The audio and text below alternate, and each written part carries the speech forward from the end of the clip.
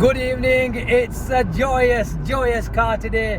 It's Born and Red, it's Adnan Tariq and our very own Mike Dean. Come on, Reds! Come on, yes! What a win, what an absolute brilliant away day.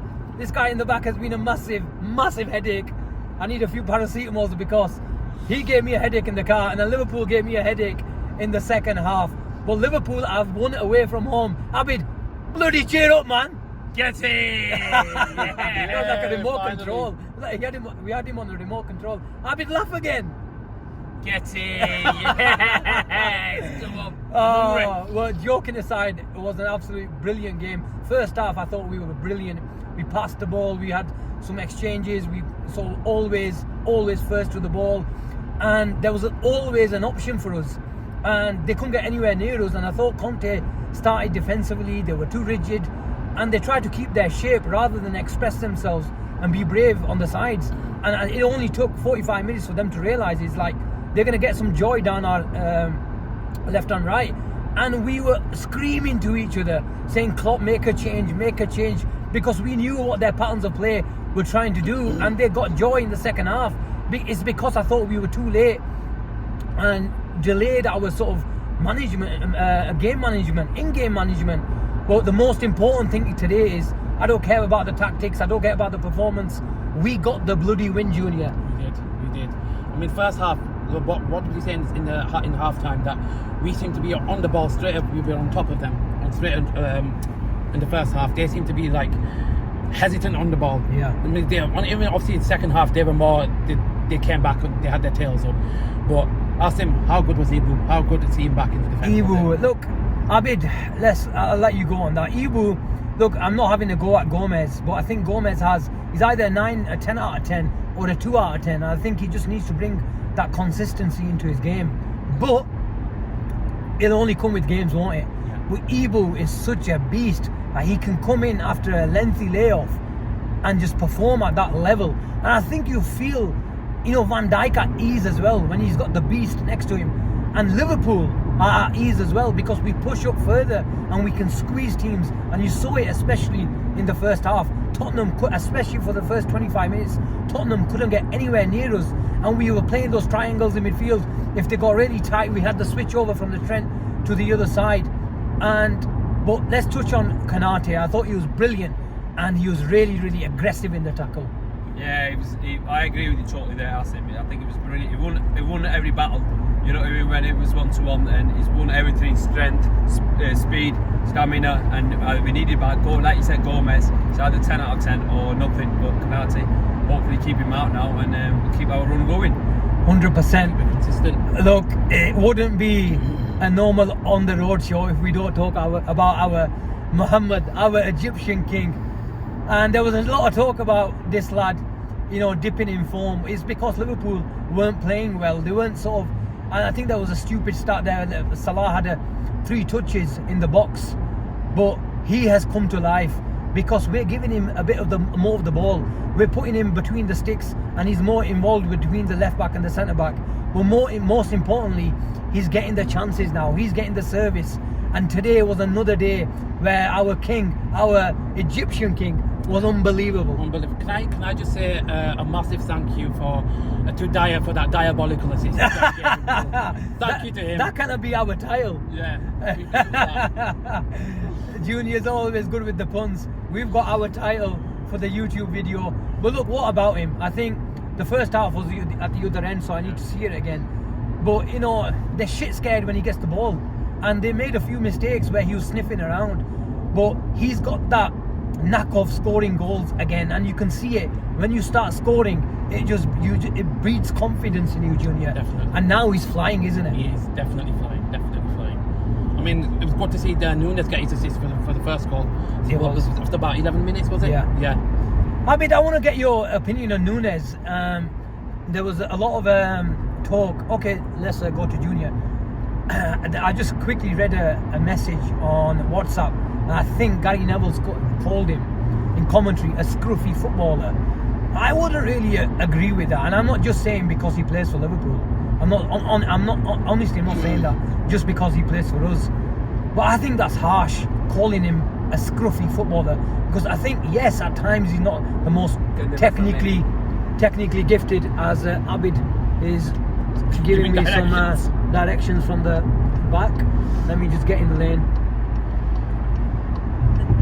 There we are. I mean, Nunes has been, in the media this week, I don't know if you noticed, he's been a bit of a focal point of commentary.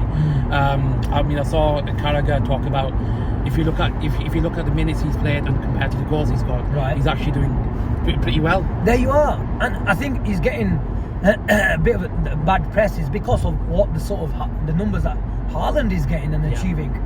And if you see, like you said, his starts compared to the goals he's getting off the bench and when he starts, that is a very, very good return.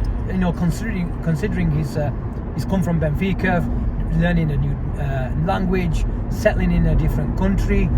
But I'm really happy with him. Yes, I can understand he's not going to be a Bobby Firmino. He's raw, isn't he? He's raw, and I raw. think that is the word that Gary Neville and everyone else should use when they describe Darwin, because he's raw, he's fast, he's instinctive, but he is going to get better. And it took 6 months for Fabinho, for example, to learn how we play. How many players have we seen that just come and sort of learn how to play? We don't play like any other team.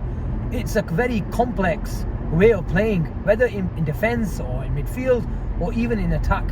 There's so many different things to learn on the training ground. But he comes with that pressure of an 85 million price tag, and I think he's been brilliant. And he's really, really, when he needs to think about it, yes, he gets stuck and comes unstuck at times. But when he needs to run at the defender and do everything on instinct, I think we've got a player. This was the first time I actually seen him live. After you've seen him more than me. And what did I say to you? I asked him, how fast is this guy? I mean, I watched the game with this, and it's pretty hard enough to play with anyone. But there was one point where I think it was at the 61st minute where he was on the left-hand side. He got to the box and he had to wait, literally waiting for the rest of the team to catch up to him. Yeah. But it was quite funny walking back from the ground back to our car. I heard the Artful Dodger song, Moving Too Fast. I thought, yeah, that's for Nunes. Abid, we experienced an onslaught towards our goal. A siege from Tottenham in the second half. That was one of the longest 45 minutes I've ever experienced, believe it or not. I thought that second half against City a few years ago was longer at Anfield. But this was squeaky bum time for 45 minutes. And how did they not score? Let's be honest. They were all clenching their asses for 45 minutes, weren't they? They really pushed, and I was screaming for Klopp to make some tactical change. And look, we had a brilliant day, and maybe we can sort of go in detail on other shows when we've got a bit of time. But it felt like Liverpool needed to do something even before they scored their first, because you knew what they were trying to do and get those overloads on the sides. And how many times did you say to me, Trent is not getting the support? Because it's simple. They've got an overload in playing in the 3-5-2 system, and Trent is playing, compact, because we don't go man to man on the wide positions. It'll be easy to do so, but then you create space for their three in midfield. So we were staying, and their switch was getting a lot better in the second half, and especially when Perisic went out wide and Kulusevski went up top. I think it was around the 60th or 70th minute. Trent was looking over his shoulder, not just for one player, sometimes two.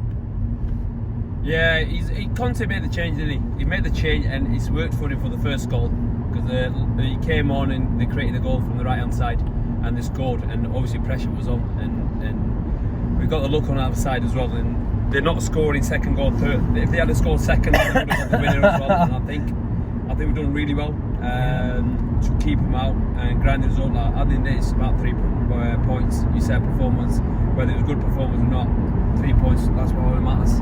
100%. I think that's the right word to use, isn't it, Junior? Grind.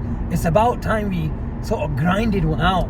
And Liverpool were wrong to go to toe-to-toe against Spurs, who were pressing. At times they only had one centre-back, even for Antonio Conte side, because they had no choice. They were 2-0 down. But that ball wasn't just falling for us to just kill the game with a third, counter-attack goal. It just wasn't falling for us. Whether it was Bobby, losing it, Thiago being sloppy in midfield, call it what you like.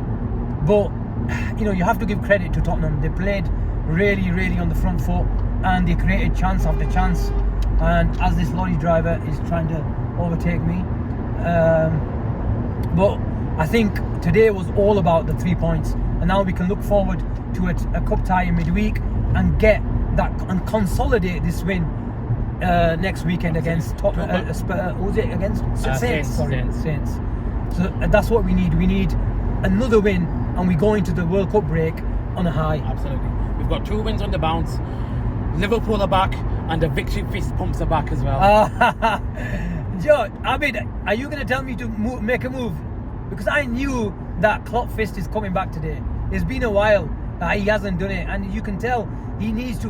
And I like that. It's not just any occasion where he just comes to the away crowd or even to the Cup, and when we play at Anfield, it has to be the right moment. And I think today was the right moment. It was our first victory away from home, and today you could tell the manager was buzzing today. It would have been a release for him as well. It was a release. A release for him. It was a release. Anyway, who's your man of the match? I think it has to go to Salah, yeah? Salah for the brace, obviously. Salah for the brace. Abid, man of the match? For me, Kanate in the back. Fair enough. Fair. Fair enough. I think Kanate deserved a shout for the man of the match. I think Alisson made some good saves as well, but I think when your match winner grabs 2 goals, you can't look ahead, look no further than Mohamed Salah, our Egyptian world-class king. And Liverpool will go into this. I think we can take a little break against Derby, to rest a few players, get them fit and ready for the weekend. I missed you cheating today. I missed you shouting Mohammed on it. I was thinking about cheating today. Honestly, I missed it. Well said. Our cheating was well made, especially when Mohamed Salah. He always says when Salah scores, there's a different buzz, isn't there? Yeah, definitely. I think you missed your partner today. I missed him. Well, you can give him a virtual hug. Definitely. Okay, guys, we'll catch you on the next one. Please smash a like and let us know what your thoughts are about the game. And we'll see you probably later on during the week when we break down the game a bit further. Thank you very much, and everyone, have a good night. Up the Reds.